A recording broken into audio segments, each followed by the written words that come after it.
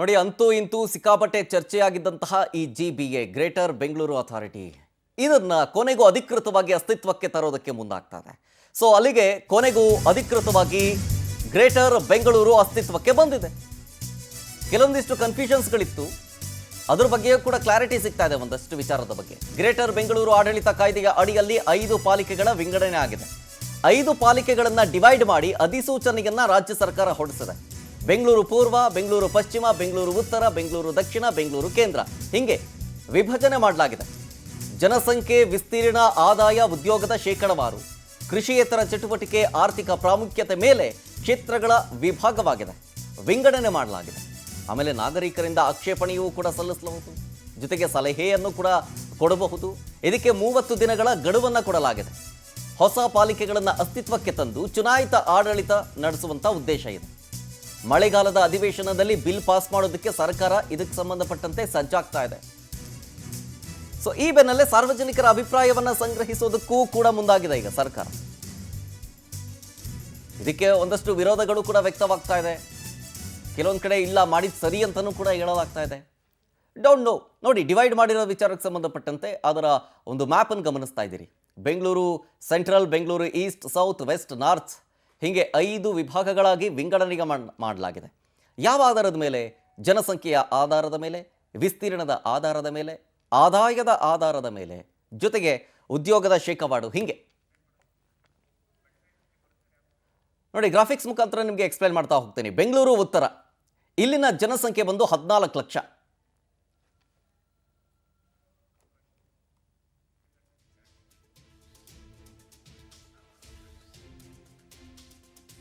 ನೋಡಿ, ಒಂದೊಂದಾಗೆ ಹೇಳ್ತಾ ಹೋಗ್ತೀನಿ.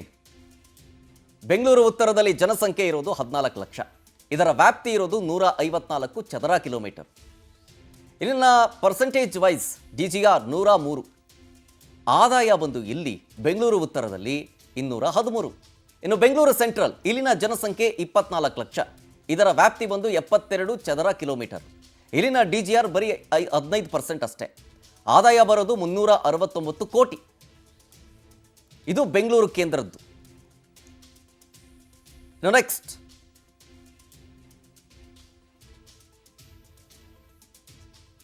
ಬೆಂಗಳೂರು ಪಶ್ಚಿಮ. ಬೆಂಗಳೂರು ಪಶ್ಚಿಮದ ಜನಸಂಖ್ಯೆ ಬಂದು 18 ಲಕ್ಷ. ಇದರ ವ್ಯಾಪ್ತಿ 156 ಚದರ ಕಿಲೋಮೀಟರ್. DGR ಬಂದು ಕೇವಲ 43%. ಆದಾಯ ಬಂದು 278 ಕೋಟಿ. ಇನ್ನು ಬೆಂಗಳೂರು ದಕ್ಷಿಣ, ಇಲ್ಲಿನ ಜನಸಂಖ್ಯೆ 19 ಲಕ್ಷ. ವ್ಯಾಪ್ತಿ ಬಂದು 116 ಚದರ ಕಿಲೋಮೀಟರ್. ಇಲ್ಲಿನ DGR ಬಂದು 44%. ಆದಾಯ 456. ಇನ್ನು ಪೂರ್ವ, ಬೆಂಗಳೂರು ಪೂರ್ವದ್ದು ಜನಸಂಖ್ಯೆ 20 ಲಕ್ಷ ಇರೋದಿಲ್ಲಿ. ಇದರ ವ್ಯಾಪ್ತಿ ಬಂದು 212 ಚದರ ಕಿಲೋಮೀಟರು.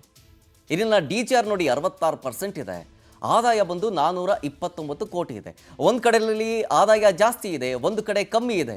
ಒಂದು ಕಡೆ DGRನ ಪರ್ಸೆಂಟೇಜ್ ಜಾಸ್ತಿ ಇದೆ, ಕಮ್ಮಿ ಇದೆ. ಇದು ಹೇಗೆ? ಈ ವಿಚಾರದಲ್ಲಿ ಒಂದಷ್ಟು ಗೊಂದಲ. ಯಾಕೆಂದರೆ ಈಗ ಬೆಂಗಳೂರು ಕೇಂದ್ರದಲ್ಲಿ ಎಷ್ಟು ಆದಾಯ ಬರುತ್ತೋ ಅದರ ಅಭಿವೃದ್ಧಿಯನ್ನು ಅದೇ ಆದಾಯದಲ್ಲೇ ಮಾಡಬೇಕು. ಫಾರ್ ಎಕ್ಸಾಂಪಲ್, ಈಗ ಬೆಂಗಳೂರು ಉತ್ತರದಲ್ಲಿ 213 ಕೋಟಿ ಇದೆ. ಜನಸಂಖ್ಯೆ ಇರೋದು 14 ಲಕ್ಷ. ಚದರ ಕಿಲೋಮೀಟರು 154. ಸೊ ಇಲ್ಲಿನ ಆದಾಯ ಇಲ್ಲಿಗೆ ಬಳಕೆ ಮಾಡ್ಕೊಳ್ಬೇಕು. ಬೇರೆ ಮತ್ತೊಂದು ಪಾಲಿಕೆ ಅಥವಾ ಬೆಂಗಳೂರು ಪೂರ್ವದಿಂದಲೋ ಬೆಂಗಳೂರು ಕೇಂದ್ರದಿಂದಲೋ ತೆಗೆದುಕೊಳ್ಳೋಕ್ಕಾಗೋದಿಲ್ಲ ಬೆಂಗಳೂರು ಉತ್ತರದಕ್ಕೆ. ಸೊ ಹಾಗಾಗಿ ಈ ವಿಚಾರಕ್ಕೆ ಒಂದಷ್ಟು ಗೊಂದಲ ಇದೆ, ವಿರೋಧ ಇದೆ. ಇನ್ನಷ್ಟು ಡೀಟೇಲ್ಸ್ ಕೊಡ್ತಾರೆ ನಮ್ಮ ಪ್ರತಿನಿಧಿ ಶಶಿಧರ್, ಡೆಸ್ಕಿಂದ ನೇರ ಸಂಪರ್ಕದಲ್ಲಿ. ಶಶಿಧರ್, ಈ ಪಾಲಿಕೆಗಳನ್ನು 5 ಭಾಗಗಳಾಗಿ ಡಿವೈಡ್ ಮಾಡಿದ್ದು ಎಷ್ಟು ಸರಿ? ಜೊತೆಗೆ ಇದಕ್ಕೊಂದಷ್ಟು ವಿರೋಧಗಳು ಕೂಡ ವ್ಯಕ್ತವಾಗ್ತಾ ಇದೆ. ಜೊತೆಗೆ ಇದರ ಹಿಂದೆ ರಾಜಕೀಯ ಉದ್ದೇಶವೂ ಕೂಡ ಇದೆ ಅನ್ನುವಂಥ ಮಾತು ಜನಮಾನಸದಲ್ಲಿ ಕೇಳಿ ಬರ್ತಾ ಇರೋದು. ಸೊ ಈ ವಿಚಾರಕ್ಕೆ ಸಂಬಂಧಪಟ್ಟಂತೆ ಡೀಟೇಲ್ಸ್ ಕೊಡೋದಾದ್ರೆ, ಪ್ರಮುಖವಾಗಿ ಏನಾದರೂ ಒಂದು ಹೊಸ ಯೋಜನೆಯನ್ನು ಮಾಡಬೇಕಂದ್ರೆ ರಾಜಕೀಯವಾಗಿ ಆರೋಪ ಪ್ರತ್ಯಾರೋಪಗಳು ಇದ್ದೇ ಇರುತ್ತೆ. ಆದರೆ ಕೆಲವೊಂದಷ್ಟು ವೈಜ್ಞಾನಿಕ ಆರೋಪಗಳನ್ನು ಬಂದಾಗ ಅದನ್ನು ಸರಿಪಡಿಸ್ಕೊಳ್ಳುವಂಥ ಕೆಲಸವನ್ನು ಕೂಡ ಮಾಡಬೇಕು. ಒಂದಷ್ಟು ತಾಂತ್ರಿಕ ಸಮಿತಿಯನ್ನು ಕೂಡ ಮಾಡಬೇಕು. ವೈಜ್ಞಾನಿಕವಾಗಿ ಅದನ್ನು ಸಮಸ್ಯೆನ ಬಗೆಹರಿಸುವಂಥ ಕೆಲಸವನ್ನು ಕೂಡ ಯಾವುದೇ ಸರ್ಕಾರ ಆದರೂ ಕೂಡ ಮಾಡಬೇಕು. ಆದರೆ ಬೆಂಗಳೂರಿನ ಇಬ್ಬಾಗಕ್ಕೆ ಯಾಕೆ ವಿರೋಧ ಆಗ್ತಿದೆ ಅಂತೇಳ್ಬಿಟ್ಟು ಸಾಕಷ್ಟು ಎಕ್ಸಾಂಪಲನ್ನು ಕೂಡ ತೆಗೆದುಕೊಳ್ಬೋದು. ಯಾಕೆ ಅಂತಂದರೆ ಇದೇ ಪ್ರಯೋಗವನ್ನು 10 ವರ್ಷಗಳ ಹಿಂದೆ AAP ಅಧಿಕಾರ ಬಂದಾಗ ದೆಹಲಿ ರಾಷ್ಟ್ರ ರಾಜಧಾನಿ ಇರುವಂಥ ದೆಹಲಿಯಲ್ಲೂ ಕೂಡ ದೆಹಲಿಯನ್ನು ಕೂಡ ಒಬ್ಬವರೇ ಮೇಯರು ಎಲ್ಲ ಕಡೆ ಕೂಡ ಓಡಾಡೋಕ್ಕೆ ಆಗೋದಿಲ್ಲ, ಡೆವಲಪ್ಮೆಂಟ್ ಆಗೋದಿಲ್ಲ ಅಂತ ಹೇಳ್ಬಿಟ್ಟು ದೆಹಲಿಯನ್ನು ಕೂಡ 4 ಭಾಗಗಳಾಗಿ ವಿಂಗಡಣೆ ಮಾಡಿದ್ರು. ಆದರೆ ಅದನ್ನು ಸಕ್ಸಸ್ ಕಾಣೋಕ್ಕಾಗಲಿಲ್ಲ. ಅದೇ ರೀತಿಯಲ್ಲಿ ಕೂಡ ಏನು ಬಾಂಬೆಯಲ್ಲೂ ಕೂಡ ಅದೇ ರೀತಿಯಲ್ಲಿ ಕೂಡ ಬಾಂಬೆಯನ್ನು ಕೂಡ ಡಿವೈಡ್ ಮಾಡಿದ್ರು, ಅಲ್ಲೂ ಕೂಡ ಸಕ್ಸಸ್ ಕಾಣಿಲ್ಲ. ಪಕ್ಕದಲ್ಲಿ ಹೈದರಾಬಾದನ್ನು ಕೂಡ ಡಿವೈಡ್ ಮಾಡಿ ನೋಡಿದ್ರು, ಅಲ್ಲೂ ಕೂಡ ಸಕ್ಸಸ್ ಕಾಣಿಲ್ಲ. ಇದೇ ಕಾರಣಕ್ಕಾಗಿ ನಮ್ಮದನ್ನು ಕೂಡ ಇಬ್ಬಾಗ ಮಾಡೋದು ಬೇಡ, ನಾಡಪ್ರಭು ಕೆಂಪೇಗೌಡರು ನಿರ್ಮಾಣ ಮಾಡುವಂಥ ಬೆಂಗಳೂರಿನ ಬೌಂಡ್ರಿ ಎಷ್ಟಿದೆಯೋ ಅಷ್ಟೇ ಇರಲಿ, ಇನ್ನೂ ಬೇಕಾದ್ರೂ ಕೂಡ ಅಭಿವೃದ್ಧಿ ವಿಚಾರದಲ್ಲಿ ಬೆಂಗಳೂರಿನ ಇನ್ನೂ ಒಂದಷ್ಟು ವಿಸ್ತೀರ್ಣವನ್ನು ಕೂಡ ಮಾಡೋಣ.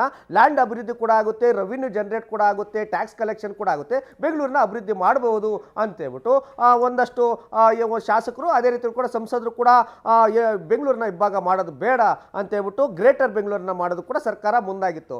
ಆದರೆ ಇವಾಗ ಇಬ್ಬಾಗ ಮಾಡಬೇಕು ಅಂತೇಳ್ಬಿಟ್ಟು ಈಗ ಮಾಡ್ತಾ ಇರೋವಂಥ ಉದ್ದೇಶ ಏನಂತಂದರೆ ಮುಂದಿನ ಒಂದು 20-30 ವರ್ಷಗಳ ಫ್ಯೂಚರ್ ಪ್ಲಾನನ್ನು ಇಟ್ಕೊಂಡು ಮಾಡ್ತಾ ಇರೋದು. ಯಾಕೆಂತಂದರೆ ಒಬ್ಬ ಮೇಯರು ಇಡೀ ಬೆಂಗಳೂರನ್ನು ಓಡಾಡೋದಕ್ಕಾಗೋದಿಲ್ಲ, ಸುತ್ತಾಡೋಕೆ ಹೋಗಲ್ಲ. ಪ್ರವಾಹ ಬಂದಾಗ ಪ್ರತಿ ವರ್ಷ ಕೂಡ ಪ್ರವಾಹ ಬರುತ್ತೆ, ಎಲ್ಲ ಕಡೆಯೂ ಕೂಡ ಮೇಯರ್ ಹೋಗೋದಕ್ಕೆ ಆಗೋದಿಲ್ಲ, ಮತ್ತು ಅಭಿವೃದ್ಧಿ ಕೆಲಸಗಳು ಕೂಡ ಮಾಡೋದಕ್ಕಾಗ್ತಿಲ್ಲ, ಅನುದಾನ ಕೂಡ ಸಾಕಾಗೋದಿಲ್ಲ, ಮತ್ತು ಎಲ್ಲಿ ಏನು ಡೆವಲಪ್ಮೆಂಟ್ ಕೆಲಸ ಆಗ್ತಿದೆ, ಅಧಿಕಾರಿಗಳು ಕೆಲಸ ಮಾಡ್ತಿದ್ದಾರೆ ಅಂತ ಹೇಳ್ಬಿಟ್ಟು ಎಲ್ಲವನ್ನು ಕೂಡ ಮೇಯರ್ ಆದಂಥವರು ಮಾಡೋದಕ್ಕೂ ಆಗೋದಿಲ್ಲ. ಮತ್ತು ಅವ್ರಿಗಿರುವಂಥ ಅಧಿಕಾರಾವಧಿ ಕೇವಲ 1 ವರ್ಷ ಮಾತ್ರ ಇತ್ತು. 1 ವರ್ಷದಲ್ಲಿ ಇಡೀ ಬೆಂಗಳೂರನ್ನು ಪ್ರತಿಯೊಂದು ವಾರ್ಡ್ಗೂ ಕೂಡ ಹೋಗಿ ಸುತ್ತಾಟ ಮಾಡೋದು ಕೂಡ ಆಗೋದೇ ಸಾಧ್ಯನೇ ಇಲ್ಲ. ಇದೇ ಕಾರಣದಿಂದಾಗಿ ಬೆಂಗಳೂರನ್ನು 4ರಿಂದ 5 ವಿಭಾಗಗಳಾಗಿ ಮಾಡಿದರೆ, 5 ಮೇಯರ್ಗಳನ್ನು ಮಾಡಿದರೆ, ಅಲ್ಲಿ ಅವರೇ ಒಂದು ಅಭಿವೃದ್ಧಿ ಕೆಲಸಗಳನ್ನು ಕೂಡ ಮಾಡ್ತಾರೆ, ಅಲ್ಲೇ ಶಾಸಕರು ಇರ್ತಾರೆ, ಮತ್ತು ಅಲ್ಲಿನ ಕಾರ್ಪೊರೇಟರ್ ಇರ್ತಾರೆ, ಸ್ಥಾಯಿ ಸಮಿತಿಗಳಿರ್ತವೆ, ಪ್ರತಿಯೊಂದು ವಾರ್ಡ್ಗಳು ಕೂಡ ವಿಂಗಡಣೆಯನ್ನು ಮಾಡ್ಬೋದು, ವಿಸಿಟನ್ನು ಕೂಡ ಮಾಡ್ಬೋದು, ಡೆವಲಪ್ಮೆಂಟ್ ವರ್ಕನ್ನು ಮಾಡ್ಬೋದು ಅಂತೇಳ್ಬಿಟ್ಟು ಈಗಿರುವಂಥ ಏನು GBNಲ್ಲಿ ಇರುವಂಥ ಬೆಂಗಳೂರಿನ ವಿಭಾಗ ಮಾಡಿರುವಂಥ ಪ್ಲ್ಯಾನು. ಆದರೆ ಇದಕ್ಕೆ ಸಾಕಷ್ಟು ವಿರೋಧ ಆಗ್ತಾ ಇರೋದು ಏನಂತಂದರೆ, ಎಕ್ಸಾಂಪಲು ಈಗ ಶಿವಾಜಿನಗರ ಆಗಿರ್ಬೋದು, ಪುಲಕೇಶಿ ನಗರ ಆಗಿರ್ಬೋದು, ಗಾಂಧಿನಗರ, ಅದೇ ರೀತಿ ಕೂಡ ಸರ್ವಜ್ಞ ನಗರ, ಬೆಂಗಳೂರು ಕೇಂದ್ರ ಗಾಂಧಿನಗರ, ಈ ಒಂದು ಕಾನ್ಸ್ಟಿಟ್ಯೂನ್ಸಿಗಳಲ್ಲಿ ಸಾಕಷ್ಟು ಜನಸಂಖ್ಯೆ ಜಾಸ್ತಿ ಇದೆ. ಆದರೆ ಕ್ಷೇತ್ರದ ವ್ಯಾಪ್ತಿ ತುಂಬ ಚಿಕ್ಕದು. ಆದರೆ ಇಲ್ಲಿ ಅಭಿವೃದ್ಧಿ ಏನು ಕೂಡ ಯಾವುದನ್ನು ಕೂಡ ಮಾಡೋದಕ್ಕಾಗೋದಿಲ್ಲ, ಟ್ಯಾಕ್ಸ್ ಕೂಡ ಕಲೆಕ್ಷನ್ ಆಗೋಲ್ಲ, ಯಾಕಂದರೆ ಎಲ್ಲ ಬಡ ಜನ, ಟ್ಯಾಕ್ಸ್ ಕೂಡ ಬರೋದಿಲ್ಲ. ಆದರೆ ಜನಸಂಖ್ಯೆ ಜಾಸ್ತಿ, ಡೆವಲಪ್ಮೆಂಟ್ ಕೂಡ ಕೆಲಸ ಮಾಡೋದಕ್ಕಾಗೋದಿಲ್ಲ. ಹೀಗಾಗಿ ಈಗ ಏನು ವಿಂಗಡಣೆಯನ್ನು ಮಾಡಬೇಕಾದ್ರೆ ಯಾವುದೇ ಕಾರಣಕ್ಕೂ ಕೂಡ ಏನು ವಿಧಾನಸಭಾದ ಬೌಂಡ್ರಿ ಏನಿರುತ್ತೋ ಆ ಬೌಂಡ್ರಿ ಲೈನನ್ನು ದಾಟುವಂತಿಲ್ಲ KMC ಆಕ್ಟ್ ಪ್ರಕಾರ. ಆದರೆ ಈಗ ಬೆಂಗಳೂರು ಏನು ಆಕ್ಟ್ BBMP ಆಕ್ಟನ್ನು ಮಾಡ್ಕೊಂಡಿರೋದ್ರಿಂದ ಏನು ಕೆಲವೊಂದಷ್ಟು ದೊಡ್ಡ ಕಾನ್ಸ್ಟಿಟ್ಯೂನ್ಸಿಯನ್ನು ಕೂಡ ಬೇರೆ ಕಡೆ ವಿಭಾಗ ಮಾಡೋಣ ಅಂತ ಹೇಳ್ತಿದ್ದಾರೆ. ಆದರೆ ಬೆಂಗಳೂರಿನಲ್ಲಿ 28 ವಿಧಾನಸಭಾ ಕ್ಷೇತ್ರಗಳಿದೆ. ಆ 28 ಕ್ಷೇತ್ರಗಳನ್ನು 5 ವಿಭಾಗಗಳಾಗಿ ವಿಂಗಡಣೆಯನ್ನು ಮಾಡಬೇಕಾದ್ರೆ ಒಂದೊಂದು ಏನು ಪಾಲಿಕೆಗೆ ಸುಮಾರು 4ರಿಂದ 5 ಕಾನ್ಸ್ಟಿಟ್ಯೂನ್ಸಿಗಳನ್ನು ಸೇರಿಸಬೇಕಾಗುತ್ತೆ. ಆದರೆ ಕೆಲವೊಂದು ಕಡೆ ಟ್ಯಾಕ್ಸ್ ಜಾಸ್ತಿ ಬರುತ್ತೆ, ಕೆಲವೊಂದು ಕಡೆ ಬರೋದಿಲ್ಲ. ಯಾಕಂದರೆ ಎಕ್ಸಾಂಪಲು ಬೊಮ್ಮನಹಳ್ಳಿ ಆಗಿರ್ಬೋದು, ಜಯನಗರ ಆಗಿರ್ಬೋದು, ಮತ್ತು ಮಹದೇವಪುರ ಆಗಿರ್ಬೋದು, ಇಂಥ ಕಡೆ ಹೈಯೆಸ್ಟ್ ಟ್ಯಾಕ್ಸ್ ಕಲೆಕ್ಟ್ ಆಗುತ್ತೆ. ಅಲ್ಲಿ ಡೆವಲಪ್ಮೆಂಟ್ ಏನು ಬೇಕಾದ್ರೂ ಮಾಡ್ಬೋದು. ಆದರೆ ದಾಸರಳ್ಳಿ, ಯಲಹಂಕ ಈ ಕಡೆ ಎಲ್ಲ ಕೃಷಿ ವಲಯ ಇರೋದ್ರಿಂದ ಎಲ್ಲರೂ ಕೂಡ ಗ್ರೀನರಿ ಬೆಲ್ಟ್ ಇದೆ, ಮತ್ತು ಅಗ್ರಿಕಲ್ಚರ್ ಲ್ಯಾಂಡ್ ಇದೆ, ಅಲ್ಲಿ ಯಾವುದೇ ರೀತಿಯಂಥ ಟ್ಯಾಕ್ಸ್ ಹೆಚ್ಚಾಗಿ ಬರೋದಿಲ್ಲ. ಜನಸಂಖ್ಯೆ ಕೂಡ ಕಡಿಮೆ ಇದ್ದಾರೆ, ಕ್ಷೇತ್ರದ ವ್ಯಾಪ್ತಿ ತುಂಬ ದೊಡ್ಡದಾಗಿದೆ. ಎಕ್ಸಾಂಪಲು ಯಲಹಂಕ ಹೆಚ್ಚು ಕಡಿಮೆ ದೇವನಹಳ್ಳಿಯಿಂದ ಈ ಕಡೆ ಕೆಂಗೇರಿವರೆಗೂ ಕೂಡ ಮಾಗಡಿವರೆಗೂ ಕೂಡ ಯಲಹಂಕ ವಿಧಾನಸಭಾ ಕ್ಷೇತ್ರ ಇದೆ. ಅಲ್ಲಿ ಜನಸಂಖ್ಯೆನೂ ಕಡಿಮೆ ಇದ್ದಾರೆ, ಮತ್ತು ಕ್ಷೇತ್ರದ ವ್ಯಾಪ್ತಿ ಜಾಸ್ತಿ ಇದೆ, ತೆರಿಗೆ ಕೂಡ ಕಡಿಮೆ ಬರುತ್ತೆ. ಮತ್ತು ದಾಸರಳ್ಳಿಯಲ್ಲೂ ಕೂಡ ಅಷ್ಟೇ, ಟ್ಯಾಕ್ಸ್ ಕೂಡ ಬರೋದಿಲ್ಲ. ಇಂಥ ಕಡೆ ಡೆವಲಪ್ಮೆಂಟ್ ಮಾಡೋದಕ್ಕಾಗೋದಿಲ್ಲ. ಹೀಗಾಗಿ ಕೆಲವೊಂದಷ್ಟು ತಾಂತ್ರಿಕ ಒಂದಷ್ಟು ಸಮಿತಿಗಳನ್ನು ತೆಗೆದುಕೊಂಡು ಸಲಹೆಗಳನ್ನು ತೆಗೆದುಕೊಂಡು ಆ ವಿಂಗಡಣೆಯನ್ನು ಮಾಡೋಣ ಅಂತಿದ್ದಾರೆ. ಆದರೆ ಮುಂದೆ ಅನುಕೂಲ ಆಗುತ್ತೆ, ಸದ್ಯಕ್ಕೆ ಇದು ಸಮಸ್ಯೆ ಆಗುತ್ತೆ. ಶರತ್, ನಿಜ. Thank you Shashidhar, ಡೀಟೇಲ್ಸ್ಗಾಗಿ.